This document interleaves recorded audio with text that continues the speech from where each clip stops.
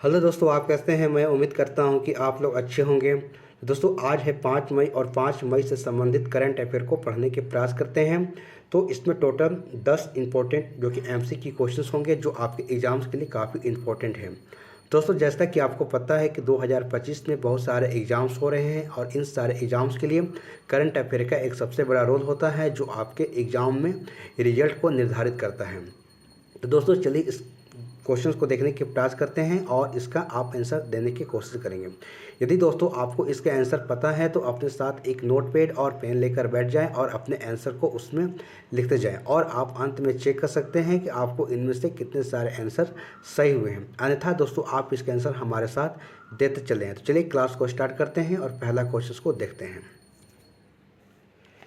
देखिए दोस्तों, यहाँ पहला क्वेश्चन को देख सकते हैं कि प्रधानमंत्री नरेंद्र मोदी ने किस राज्य में डीआरडीओ के नए मिसाइल परीक्षण रेंज की आधारशिला रखी। ठीक है, तो in which state did prime minister Narendra Modi lay the foundation stone of the DRDO new missile testing range. ठीक है, तो ऑप्शन है केरल है, आंध्र प्रदेश है, हरियाणा है और गुजरात है। तो आप इसका आंसर बताने के प्रयास करेंगे। देखिए दोस्तों, यहाँ अगर बात करें तो प्रधानमंत्री नरेंद्र मोदी के द्वारा देख सकते हैं कि आप आंध्र प्रदेश राज्य में, ठीक है, डीआरडीओ के नए मिसाइल परीक्षण रेंज की आधारशिला रखी गई है। ठीक है, तो इस चीज़ को आपको ध्यान में रखना है। ठीक है, तो चलिए और थोड़ा की पॉइंट के माध्यम से देखने के प्रयास करते हैं।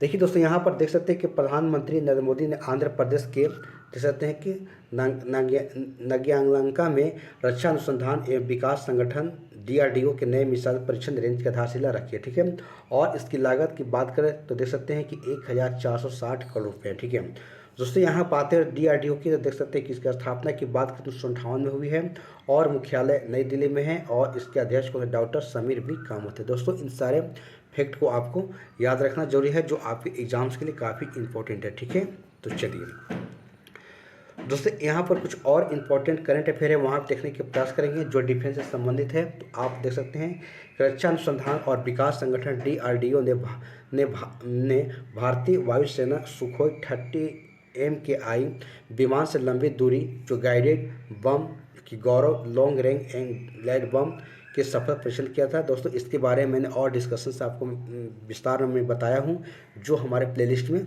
पड़े हुए हैं। ठीक है, आप वहाँ से भी जाकर देख सकते हैं। दोस्तों, यहाँ देख सकते हैं कि DRDO the multi layering closing system को किसने डिजाइन किया है, तो डीआरडीओ के द्वारा किया गया। ठीक है दोस्तों, देख सकते हैं कि डीआरडीओ ने हाल ही में रुद्रम 2 मिसाइल का सफल परीक्षण किया। ठीक है, और किस प्रकार की मिसाइल है जो कि हवा से सतह में मार करने वाली। ठीक है, तो इन सारे बातों को आपको ध्यान रखना है जो डिफेंस से संबंधित है।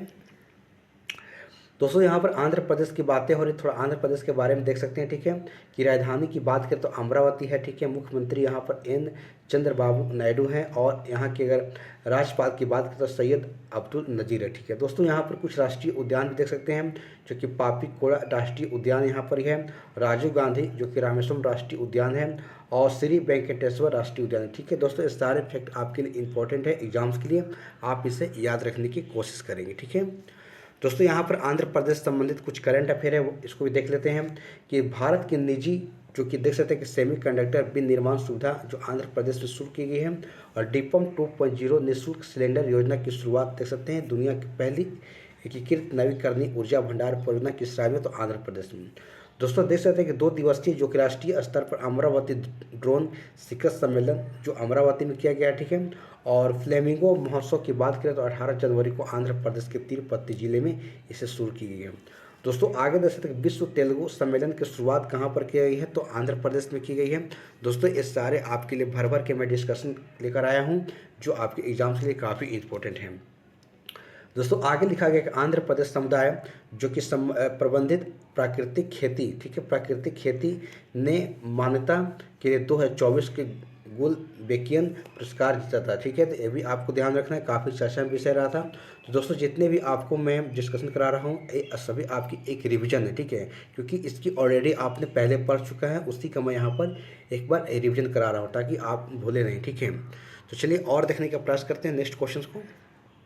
देखिए दोस्तों, नेक्स्ट क्वेश्चन है कि कौन सा देश अंतर्राष्ट्रीय सौर गठबंधन ISA फ्रेमवर्क समझौते पर हस्ताक्षर करने वाला दुनिया का 123वां देश बन गया। ठीक है, तो देख सकते हैं कि which country has become the 123, ठीक है, country in the world to sign the international solar alliance framework agreement, ठीक है। तो देख सकते हैं ऑप्शन है अंगोला है, इजराइल है, इंडोनेशिया है और स्वीडन है। तो आप इसका आंसर बताने के प्रयास करेंगे।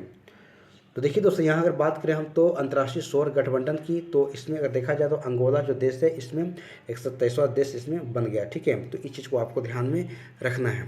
तो चलिए और डिस्कशन के माध्यम से देखते हैं। देखिए दोस्तों, देख सकते हैं कि अंगोला ने अंतर्राष्ट्रीय सौर गठबंधन ISA फ्रेमवर्क समझौते पर हस्ताक्षर करने वाला देख सकते हैं कि 123वां देश बन गया है। दोस्तों यहाँ पर अंगोला की बातें हो रही, ठीक है। तो अंगोला के बारे में थोड़ा देख लेते हैं कि अंगोला जो कि दक्षिण पश्चिम अफ्रीका में स्थित है और इसकी राजधानी लुआंडा है और मुद्रा की बात करें तो क्वांजा है, ठीक है। इस चीज़ को आपको ध्यान में रखना है। दोस्तों यहाँ पर अंतर्राष्ट्रीय सौर गठबंधन की बातें हो रही थी, इसके बारे में थोड़ा कुछ जानना जरूरी है कि इसकी गठन की बात करें हम तो 30 नवंबर 2015 को की गई थी और मुख्यालय जो कि गुरुग्राम हरियाणा में है। और महानिदेशक की बात करें हम तो आशीष खन्ना है और जबकि इसके अध्यक्ष भारत है और सह अध्यक्ष की बात करें तो फ्रांस है।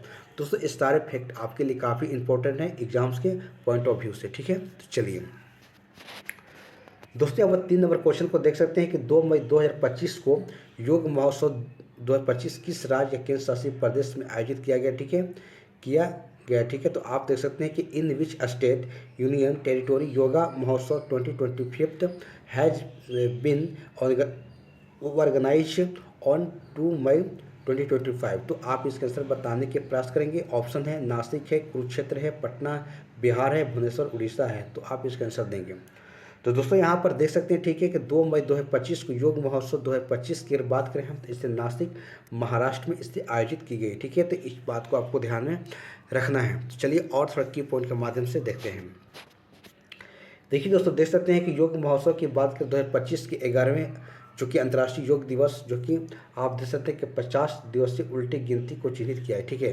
तो देख सकते हैं कि इस कार्यक्रम के आयोजन की बात करें तो आयुष्मान मंत्रालय के तहत मोरारजी देसाई जो कि राष्ट्रीय योग संस्थान जो कि नासिक में है वहाँ पर इसे किया गया, ठीक है। दोस्तों यहाँ देख सकते हैं कि संयुक्त राष्ट्र ने 2014 में 21 जून को अंतर्राष्ट्रीय जो कि योग दिवस के रूप में घोषित किया। दोस्तों आपको डे आपको याद रखना है, ठीक है, जो आपके एग्जाम्स के लिए काफ़ी इंपॉर्टेंट है। चलिए दोस्तों यहाँ पर 4 नंबर क्वेश्चन देख सकते हैं कि AIFF के द्वारा सर्वश्रेष्ठ पुरुष खिलाड़ी किसे चुना गया, ठीक है। तो who was selected as the best player by AIFF, ठीक है। तो ऑप्शन है सुभाष बोस जो पुरुष में है, ठीक है, और सौम्या गुगलोथ महिला में, ठीक है, और सुनील छेत्री पुरुष में, या फिर बोथ A और B दोनों। तो आप इसके आंसर बताने के प्रयास करेंगे।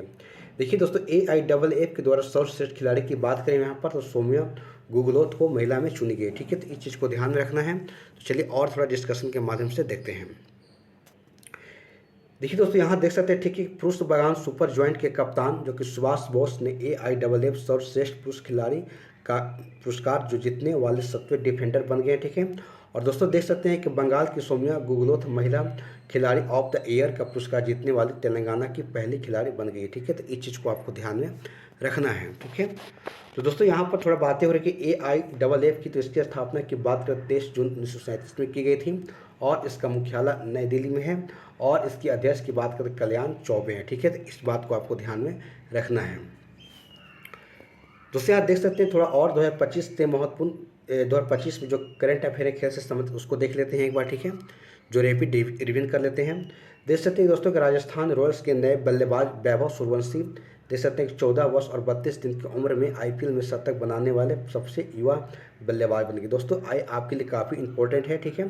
ICC के द्वारा 2025 के लिए सर्वश्रेष्ठ अगर बात करें तो प्लेयर ऑफ द मंथ के अवार्ड किसे तो श्रेष्ठ अय्यर को चुना गया और जबकि महिला की बात करें हम तो जॉर्जिया बॉल को चुना गया, ठीक है। इस चीज़ को ध्यान में आपको रखना है। दोस्तों इस पर आगे देख सकते हैं, ठीक है, कि T20 क्रिकेट में 100 अर्धशतक बनाने वाले पहले भारतीय खिलाड़ी कौन बन गए हैं। देख सकते हैं कि विराट कोहली हैं, ठीक है। और आगे देख सकते हैं कि 15वीं हॉकी इंडिया जो कि सीनियर पुरुष राष्ट्रीय चैंपियनशिप किसने तो पंजाब ने जीती, ठीक है। तो इन सारे बातों को आपको ध्यान में रखना है। दोस्तों इसमें और बातें कही गई देख सकते हैं, ठीक है, कि पेरिस में फ्री स्टाइल शतरंज ग्रैंड स्लैम 2025 का खिताब को किसने जीता है। तो देख सकते हैं कि यहाँ पर मैग्नस कार्लसन है, ठीक है। और बिहार में आयोजित होने वाले खेलो इंडिया यूथ गेम 2025 के 7वें संस्करण का शुभारंभ क्या है तो गज सिन्हा है, ठीक है। और मोंटे कार्लो 2025 का खिताब जीतने वाले जो कि देख सकते हैं कि कार्लो अल्कराज है, ठीक है। इस चीज़ को ध्यान में रखना है। उसके बाद दोस्तों देख सकते हैं कि इंडियन सुपर लीग फुटबॉल का खिताब किसने जीता है, तो मोहन बागान सुपर जॉइंट के द्वारा इसे जीता गया। ठीक है, इस चीज़ को ध्यान रखना है। दोस्तों इसमें और कुछ बातें लिखी गई, देख सकते हैं कि चैंपियन ट्रॉफी 2025 की बात करें हम तो भारत जीता है। रणजी ट्रॉफी की बात करें 2025 तो इसको विदर्भ जीता है। और महिला प्रीमियर लीग 2025 की बात करें तो मुंबई इंडियंस ने दिल्ली कैपिटल्स को हराकर जीता है। ठीक है दोस्तों, इंटरनेशनल मास्टर लीग T20 खिताब को किसने जीता है, तो इंडिया मास्टर जीता है। ठीक है, देख सकते हैं। और 2025 पुरुष और महिला कबड्डी विश्व कप भारत से जीता है। ठीक है दोस्तों खेलो इंडिया पैरा गेम्स 2025 में पदक तालिका में हरियाणा राज्य जो कि टॉप पर है। ठीक है, तो इस चीज़ को आपको ध्यान में रखना है। इन सारे फैक्ट आपके लिए क्या है, इंपॉर्टेंट है। ठीक है, देख सकते हैं कि 5वां नंबर क्वेश्चन है कि जहाज़ों के लिए समर्पित नीति पेश करने वाला पहला राज्य कौन है। ठीक है, तो which state become the first to introduce of the dedicated policy of ship. ठीक है, तो ऑप्शन है गुजरात है, उत्तराखंड है, केरल है और महाराष्ट्र है। तो आप इसका बताने का प्रयास करेंगे। देखिए दोस्तों, यहाँ अगर बात करें हम तो जहाज़ों के लिए समर्पित नीति पेश करने वाला पहला राज्य कौन है, तो महाराष्ट्र है। ठीक है, तो इस चीज़ को आपको ध्यान में रखना है। तो चलिए और थोड़ा की पॉइंट के माध्यम से देखते हैं।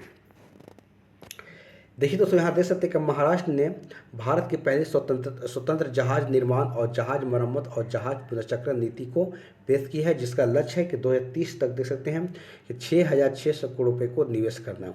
दोस्तों नीति आयोग दोस्तों इस नीति का जो उद्देश्य है कि राज्य को जहाज़ों का निर्माण का केंद्र बनाना और 2030 तक 40,000 नौकरियों को पैदा करना। ठीक है दोस्तों, एक काफ़ी आपके लिए इम्पोर्टेंट है, इसको आप ध्यान में रखेंगे।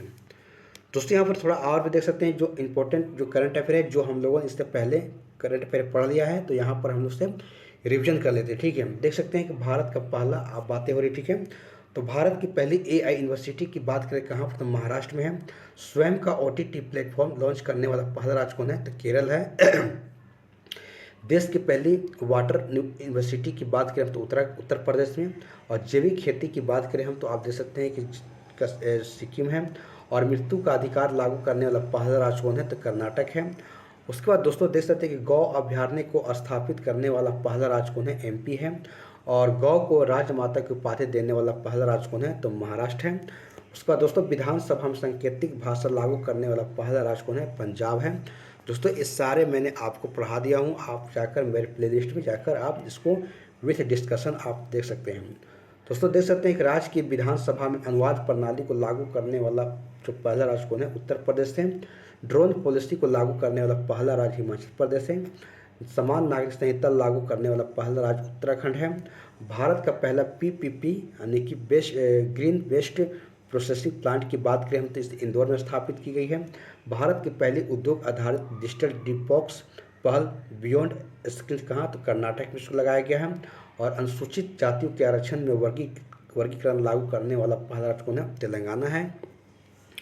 दोस्तों यहाँ पर देख रहे हैं कितने सारे आपके लिए मैं फैक्ट लेकर आया हूँ। भारत का पहला पूर्ण डिजिटल साक्षर राज्य की बात करें तो केरल है। और वरिष्ठ नागरिक आयोग स्थापित करने वाला पहला राज्य कौन है, केरल है। दोस्तों इन सारे फैक्ट को आपको याद करना है, क्योंकि ये जो पिछले मैं आपको करंट अफेयर में बहुत अच्छे ढंग से इसको पढ़ाया हूँ। यहाँ केवल मैं आपको रिविजन के लिए मैं लेकर आया हूँ ताकि आपको अच्छे से याद रहे। ठीक है, तो चलिए दोस्तों अब 6 नंबर क्वेश्चन देख सकते हैं कि एंथनी अल्बानीज किस देश के नए प्रधानमंत्री पद के लिए दूसरा कार्यकाल जीते हैं। तो एंथोनी अल्बानीज की बात करता one A second term A prime minister of which country. ठीक है, तो ऑप्शन ऑस्ट्रेलिया है, ब्रिटेन है, कनाडा है और इजराइल है। तो आप इसका आंसर बताने के प्रयास करेंगे। देखिए दोस्तों यहाँ पर बातें हो रही, ठीक है, एंथनी अल्बानीज की। ठीक है, तो ये जो कहाँ तो ऑस्ट्रेलिया के दूसरे कार्यकाल के यहाँ पर प्रधानमंत्री पद यहाँ पर जीते। ठीक है, इस चीज़ को ध्यान में रखिएगा। चलिए और थोड़ा देखते हैं इससे की पॉइंट के माध्यम से। देखिए दोस्तों यहाँ बात हो रही है कि प्रधानमंत्री एंथनी अल्बानीज ने लगातार दूसरी बार जो कि 3 साल का कार्यकाल हासिल किया। ठीक है, जो 21 वर्ष में पहली ऐसी जीत हासिल की। ठीक है, तो इस चीज़ को आपको ध्यान में रखिएगा। ठीक है दोस्तों यहाँ पर ऑस्ट्रेलिया की बातें हो रही है, देख सकते हैं इसकी राजधानी की बात करें तो कैनबरा है। मुद्रा यहाँ पर ही ऑस्ट्रेलियाई डॉलर है। और यहाँ पर प्रधानमंत्री कौन है, तो एंथोनी अल्बानीज है। ठीक है, तो इस चीज़ को ध्यान में आपको रखना है। दोस्तों यहाँ पर कुछ और थोड़ा करंट अफेयर को देखते हैं जो ऑस्ट्रेलिया से संबंधित है, जो आपके लिए काफ़ी इंपॉर्टेंट है। देखिए ऑस्ट्रेलिया के शोधकर्ता के द्वारा ऐतिहासिक वैज्ञानिक सफलता में इन विट्रो फर्टिलाइजेशन IVF का उपयोग करके पहला कंगारू जो कि भ्रूण को सफलतापूर्वक को यहाँ पर बनाया गया। ठीक है, इस ध्यान रखिएगा। दोस्तों दुनिया के सबसे खतरनाक मकड़ियों में से एक जो कि बिग बाय जो कि खोज कहाँ पर, ऑस्ट्रेलिया के न्यू जो कि कैसर के पास में हुई है, ठीक है, ध्यान रखिएगा। इसरो और ऑस्ट्रेलिया जो अंतरिक्ष एजेंसी ISA के हाल ही में गगनयान मिशन के चालक के दल और मॉड्यूल रिकवरी पर सहयोग करने के लिए एक समझौते पर हस्ताक्षर किया है। दोस्तों काफ़ी इंपॉर्टेंट है। भारत और ऑस्ट्रेलिया के बीच में संयुक्त सैन्य अभ्यास देख सकते हैं कि ऑस्ट्रा हिंद होता है, ठीक है, इस चीज़ को ध्यान में आपको रखना है। दोस्तों यहाँ पर अगला देख सकते हैं, ठीक है, कि ऑस्ट्रेलिया सरकार ने 16 वर्ष से कम उम्र के बच्चों के लिए सोशल मीडिया का उपयोग प्रतिबंधित करने का कानून बनाने की घोषणा की है। और ऑस्ट्रेलिया के डेविड विश्वविद्यालय और वोलोंगोंग विश्वविद्यालय ने गुजरात की गिफ्ट सिटी में अपने कैंपस को स्थापित किए हैं। और पिच ब्लैंक अभ्यास की बात करें तो इसका आयोजन कहाँ पर, ऑस्ट्रेलिया में किया गया है। दोस्तों ऑस्ट्रेलिया ने विदेशी छात्रों के लिए विद्यार्थी वीज़ा शुल्क $710 से बढ़ाकर $1600 को कर दिया, ठीक है। चक्रवाती तूफान मैगन की बात करें हम तो देख सकते हैं ऑस्ट्रेलिया देश के तट पर टकराया था, ठीक है। और दोस्तों आगे और भी सारे लिखे गए हैं, आप देख सकते हैं कि ऑस्ट्रेलिया में मोनाश यूनिवर्सिटी के शोधकर्ता ने दुनिया की सबसे पहली बायोनिक पंख और आंख डेवलप किया, ठीक है। चर्चे में रहा राइट टू डिस्कनेक्ट कानून कहाँ पर, तो ऑस्ट्रेलिया में देखा गया, ठीक है, उसको लागू किया गया। और दुनिया के सबसे बड़े अगर देखा जाए 110 साल पुराने मगरमच्छ की मृत्यु यहाँ पर ऑस्ट्रेलिया में ही इस चीज़ को हुआ है। सारे ऑस्ट्रेलिया से संबंधित आपकी करंट अफेयर हैं, इसको याद रखिए। दोस्तों यहाँ पर कुछ इंपॉर्टेंट जो कि हमारा जो प्रधानमंत्री जो भी फिलहाल में जो बने हैं, लेटेस्ट बने हैं, तो उनको भी आपको याद रखना है और उसको मैं एक जगह में लाने के प्रयास किया हूँ, ठीक है। तो आप इसे अच्छे ढंग से देखने की कोशिश करेंगे। देखिए दोस्तों, प्रधानमंत्री की बात करें हम तो यूनाइटेड किंगडम देख सकते हैं, यूनाइटेड किंगडम की बात करें हम तो कीर स्टारमर है। नीदरलैंड की बात करें हम तो डिक सूफ है। और बांग्लादेश की बात करें तो मोहम्मद यूनुस है। और भूटान के शेरिंग तोपके हैं। और पाकिस्तान के शहबाज शरीफ हैं। और रूस के मिखाइल मिशुस्टिन हैं। और ऑस्ट्रेलिया के एंथोनी अल्बानी हैं। इटली के जॉर्जिया मेलोनी हैं। और इजराइल के बेंजामिन नेतन्याहू हैं, ठीक है। दोस्तों इन सारे आपको अच्छे ढंग से याद कर लेते हैं जो कि हाल फिलहाल में बनाए गए हैं, ठीक है। दोस्तों जापान की बात करें हम तो शिगेरू जो कि इस्तीवा है। और नेपाल की बात करें हम तो KP शर्मा ओली हैं। फ्रांस के फ्रांकोस बैरू हैं। और उसके बाद देखते हैं श्रीलंका के हरिनी अमर सुया हैं, ठीक है, आप देख सकते हैं। उसके बाद दोस्तों देख सकते हैं मॉरिशस की बात करें तो नवीन राम गुलाम हैं। और थाईलैंड की बात करें तो पैंटोन सिनावात्रा हैं, ठीक है। और देख सकते हैं कि एस्टोनिया की बात करें क्रिस्टन मिशेल हैं, ठीक है। और चार की बात करें तो अलामाए हलीना हैं। और दोस्तों आगे और इसमें देख लेते हैं कुछ है, देख सकते हैं भारत की बात करें हम तो नरेंद्र मोदी जी हैं। और बेल्जियम की बात करें बार्ट डी बेवर है। और कनाडा के मार्क कार्नी है। दोस्तों इन सारे फैक्ट को आपको याद कर जाना है जो आपके एग्जाम्स के पॉइंट ऑफ व्यू से इंपॉर्टेंट है, ठीक है। तो चलिए थोड़ा और नेक्स्ट क्वेश्चन को देखने के प्रयास करते हैं। दोस्तों यहाँ देख सकते हैं कि भारत को अंतर्राष्ट्रीय मुद्रा कोष IMF के अप्रैल 2025 में विश्व आर्थिक आउटलुक में कौन सा स्थान प्राप्त हुआ, ठीक है। देख सकते हैं कि which ranking has India receive in the international monetary fund IMF, ठीक है, अप्रैल 2025 वर्ल्ड इकोनॉमिक्स आउटलुक, ठीक है। तो देख सकते हैं ऑप्शन है, पहला है, दूसरा है, तीसरा है, चौथा है। तो आप इसका आंसर बताएंगे। तो देखिए दोस्तों यहाँ बातें करें हम तो देख सकते हैं कि जो अप्रैल 2025 में विश्व आर्थिक जो आउटलुक जो रिपोर्ट जो IMF के द्वारा पेश किया गया, इसमें भारत का स्थान की बात करें तो चौथा है, ठीक है। तो इस बात को आपको ध्यान में रखना है। तो चलिए इसको और थोड़ा हम की पॉइंट के माध्यम से देखते हैं। दोस्तों देख सकते हैं कि अंतर्राष्ट्रीय मुद्रा कोष की बात करें हम तो अप्रैल 2025 में विश्व आर्थिक आउटलुक में भारत को चौथे यानी कि सबसे बड़ी अर्थव्यवस्था के रूप में स्थान मिला जो कि जापान के बराबर है। दोस्तों भारत को अगले 2 वर्षों में सबसे तेज़ी से बढ़ती प्रमुख अर्थव्यवस्थाओं के रूप में देखा जा रहा है। अगर टॉप की बात करें तो अमेरिका है, चीन है और जर्मनी है, ठीक है। इसके बाद भारत है, ठीक है। दोस्तों यहाँ पर बातें हो रही है, आप देख सकते हैं कि यहाँ पर देख रहे हैं कि बातें हो रही है अंतर्राष्ट्रीय मुद्रा कोष की। तो इसके बारे में थोड़ा हम देखने के प्रयास करते हैं। देखिए दोस्तों यहाँ इसकी स्थापना की बात करते हैं जुलाई जो कि 1944 में। और इसके प्रबंध निदेशक की बात करते हैं क्रिस्टाना जो कि जॉर्जिया है। और मूल संगठन की बात करते संयुक्त राष्ट्र हैं। और मुख्यालय की बात करते वाशिंगटन DC है। तो इस चीज़ को आपको ध्यान में रखना है।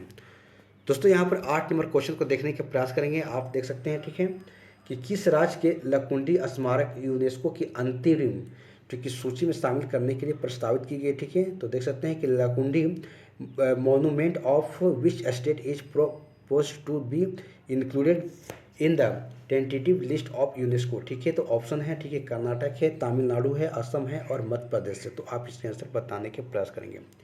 देखिए दोस्तों, यहाँ अगर बात करें हम तो लकुंडी स्मारक जो है कहाँ पर है, तो आप देख सकते हैं कर्नाटक में है, जिसे यूनेस्को की सूची में से शामिल करने के लिए प्रस्तावित की गई है। ठीक है, तो इस चीज़ को आपको ध्यान में रखना है। तो चलिए थोड़ा और इसके डिस्कशन के माध्यम से देखते हैं। देखिए दोस्तों, यहाँ पर एक कल्याण चालुक्य काल के जो कर्नाटक के लकुंडी स्मारकों को यूनेस्को की विश्व धरोहर सूची में शामिल करने का प्रस्ताव है। और प्रमुख संरचनाओं में देख सकते हैं कि काशी जो कि विश्वेश्वर और मणिकेश्वर मंदिर शामिल है। ठीक है, जिनमें मंदिर परिसरों के अभिन्न अंग के रूप में यहाँ पर बावड़िया है। ठीक है, बनाए गए हैं। ठीक है दोस्तों, अगर बातें हो रही यूनेस्को के, देख सकते हैं कि इसका स्थापना की बात करें तो 16/9/45 की स्थापना की गई है और मुख्यालय इसका पेरिस में है और इसके अध्यक्ष कौन है, तो आड्रे अजोले हैं। ठीक है, तो इस चीज़ को आपको ध्यान में रखना है। दोस्तों, यहाँ पर कर्नाटक की बातें हो रही। ठीक है, तो कर्नाटक संबंधित जो भी इंपॉर्टेंट क्वेश्चन है आप यहाँ पर देख सकते हैं। दोस्तों, देश की राजधानी की बात करें तो बेंगलुरु है और यहाँ के सीएम की बात करें सिद्धारमैया जी हैं और राज्यपाल की बात करें थावर चंद्र गहलोत हैं और नेशनल पार्क की बात करें तो यहाँ पर अंशी है, कुद्रेमुख है, नगर हॉल है और बनरघट्टा। ठीक है, तो आप इन सारी चीज़ को आपको याद रखना है। दोस्तों, यहाँ पर थोड़ा और करंट अफेयर्स देखें, प्रयास करें जो कर्नाटक राज्य से संबंधित होंगे। देख सकते हैं कि कर्नाटक सरकार ने रामनगर जिले का नाम क्या, तो बेंगलोर दक्षिण कर दिया है और निजी नौकरियों में देख सकते हैं कि 50 से 75% कन्नड़ लोगों को शामिल करने का आदेश दिया गया है। और बेंगलुरु में सबसे बड़ा अगर देखा जाए तो तेंदुआ सफारी जनता के लिए खोल दी गई है। और देख सकते हैं कि सुतुर यात्रा की बात करें हम तो कर्नाटक के मैसूर में हुआ। ठीक है, और भारत में स्वदेशी हाई स्पीड फ्लाइंग विंग देख सकते हैं कि यूएवी का सफल परीक्षण कहाँ पर, कर्नाटक में किया है। और नम्मा कंबाला प्रतियोगिता की बात करें हम तो बेंगलुरु में से आयोजन किया गया। ठीक है, तो इस चीज़ को आपको ध्यान में रखना है। दोस्तों, इसमें और कुछ इंपॉर्टेंट है। ग्लोबल ट्रैफिक इंडेक्स की बात करें 2024 में बेंगलोर का 6ठा स्थान था। और दोस्तों देख सकते हैं कि गरुड़ पंछी जो कि ऑनलाइन FIR प्रणाली यहाँ पर कहाँ पर की गई है, तो कर्नाटक में की गई है। और कर्नाटक सरकार ने गरिमा से मृत्यु का अधिकार अपने राज्य में लागू किया। ठीक है, जो देश का पहला राज्य बन गया। ठीक है, तो इस चीज़ को आपको ध्यान में रखना है। ठीक है, तो चलिए दोस्तों, यहाँ पर देख सकते हैं नेक्स्ट क्वेश्चन है। ठीक है, कि शिलोंग सिलचर जो कि हाई स्पीड कॉरिडोर किस राष्ट्रीय राजमार्ग पर बनाया जाएगा। ठीक है, on which national highway will the Shillong Silchar high speed corridor be built. ठीक है, तो आप देख सकते हैं कि जो इसकी देख सकते हैं कि NH6 पर है या NH5 पर है, NH9 पर है या फिर NH10 पर, तो आप इसके आंसर बताने के प्रयास करेंगे। देखिए दोस्तों, अगर शिलोंग सिलचर जो कि हाई स्पीड कॉरिडोर की बात करें हम तो यह कौन पर, NH6 पर इसे बनाया जाएगा। ठीक है, तो आप इसको ध्यान में रखिएगा। चलिए और थोड़ा की पॉइंट के माध्यम से देखते हैं। देखिए दोस्तों, यहाँ देख सकते हैं कि प्रधानमंत्री नरेंद्र मोदी की अध्यक्षता में आर्थिक मामलों की कैबिनेट समिति जो कि देख सकते हैं कि मेघालय और असम को जोड़ने वाले 4 लेन ने green field high speed access control corridor का निर्माण को मंजूरी दी है। और यह कॉरिडोर शिलोंग के पास जो कि देख सकते हैं कि भाव सिरकुंड से शुरू होकर देख सकते हैं कि सिलचर के पास जो कि पंचग्राम तक जाएगा और राष्ट्रीय राजमार्ग संख्या 6 पर विकसित किया जाएगा। ठीक है, तो इस बात को आपको ध्यान में रखना है। तो चलिए नेक्स्ट क्वेश्चन को देखते हैं। दोस्तों, नेक्स्ट क्वेश्चन देख सकते हैं कि भारतीय संविधान के किस अनुच्छेद के तहत जनगणना एक संघीय विषय। ठीक है, तो under which articles of the Indian constitution census in is a federal subject. ठीक है, तो देख सकते हैं कि ऑप्शन है अनुच्छेद 200 है, अनुच्छेद 246 है, अनुच्छेद 248 है और अनुच्छेद 250 है। तो आप इसके आंसर बताने के प्रयास करेंगे। तो देखिए दोस्तों, यहाँ बातें करी जाए। ठीक है, तो जनगणना एक संघीय विषय है जो कि आर्टिकल्स कितना में है, 246 में। ठीक है, तो इस चीज़ को आपको ध्यान में रखना है। ठीक है, चलिए और थोड़ा की पॉइंट के माध्यम से देखते हैं। देखिए दोस्तों, यहाँ देख सकते हैं कि हाल ही में राजनीतिक मामलों के मंत्रिमंडलीय समिति ने आगामी जनगणना से जातिगत गणना को शामिल करने की मंजूरी दी है। और भारत जनगणना के संविधान के अनुच्छेद 246 के तहत एक संघीय विषय है और यह जनगणना अधिनियम 1948 के अंतर्गत होती है। दोस्तों देख सकते हैं कि जातिगत जनगणना का उद्देश्य क्या है, सामाजिक और न्यायिक जरूरतों को पूरा करना है। इस चीज़ को आपको ध्यान में रखना है और आर्टिकल्स का आपको ध्यान में रखना है। चलिए दोस्तों, यहाँ पर देख सकते हैं अंतिम क्वेश्चन। ठीक है, कि वर्ष 2025 में कोयला खनिज दिवस किस तिथि को मनाया जाता है। ठीक है, तो on which date is the coal miner day. ठीक है, सेलिब्रेटेड इन द ईयर 2025। ठीक है, तो देख सकते हैं कि 4 मई है, 3 मई है, 2 मई है और 1 मई है। तो आप इसके आंसर बताने के प्रयास करेंगे। देखिए दोस्तों, कोयला खनिज दिवस की बात करें हम तो इसे 4 मई को जो है मनाया जाता है। इस चीज़ को ध्यान में रखना है। ठीक है, तो चलिए और थोड़ा इसके बारे में देखते हैं। ठीक है, देखिए दोस्तों, यहाँ आप देख सकते हैं, ठीक है, कोयला खनिज दिवस जब प्रतिवर्ष 4 मई को मनाया जाता है और यह कोयला खदानों में काम करने वाले लोगों की स्थितियों को उजागर करने और उनके बलिदानों और प्रयासों की सराहना के लिए मनाया जाता है। दोस्तों देख सकते हैं, कोयला जो खनन सबसे कठिन और खतरनाक नौकरियों में से एक है। और दोस्तों यहाँ पर कुछ नोट्स में लिखे गए देख सकते हैं कि हर साल जो है 4 अप्रैल को अंतर्राष्ट्रीय जो खदान जागरूकता दिवस भी मनाया जाता है, ठीक है। तो इस बात को आपको ध्यान में रखना है। दोस्तों यहाँ पर कुछ इंपॉर्टेंट आपके महत्वपूर्ण दिवस हैं तो देख लेते हैं, मई से संबंधित हैं। 1 मई को दोस्तों अंतर्राष्ट्रीय मजदूर दिवस या मई दिवस मनाया जाता है, ठीक है। आप देख सकते हैं कि 1 मई को महाराष्ट्र दिवस या गुजरात दिवस मनाया जाता है, ठीक है। और देख सकते हैं कि 2 मई को विश्व टूना दिवस मनाया जाता है और दोस्तों 3 मई को विश्व प्रेस स्वतंत्रता दिवस मनाया जाता है और 4 मई को देख सकते हैं कि कोयला खनन दिवस मनाया जाता है। तो दोस्तों इस प्रकार से आप देख सकते हैं कि हमारा जो कि 11 क्वेश्चन यहाँ पर समाप्त हो जाते हैं, यानी 11th क्वेश्चन यहाँ पर समाप्त हो जाते हैं। और दोस्तों यदि हमारा वीडियो अगर आपको अच्छी लगी हो तो हमारे वीडियो को लाइक कर दीजिएगा, शेयर कर दीजिएगा और हमारे चैनल पर आप पहली बार आए हैं तो हमारे चैनल को सब्सक्राइब करके बेल आइकन घंटी को आप प्रेस कर दीजिएगा। जब भी हम वीडियो अपलोड करेंगे तो आपको इसकी नोटिफिकेशन जो है आपको मिल जाएगी। तो दोस्तों चलिए क्लास को यहीं पर समाप्त करते हैं। अगले दिन फिर एक नए करंट अफेयर के साथ हमारी आपके साथ मुलाकात होगी। तब तक के लिए इस वीडियो को आप बार बार देखें, रिवीजन करें, ठीक है, और मेहनत करें, ठीक है। तो चलिए दोस्तों, जय हिंद, जय भारत।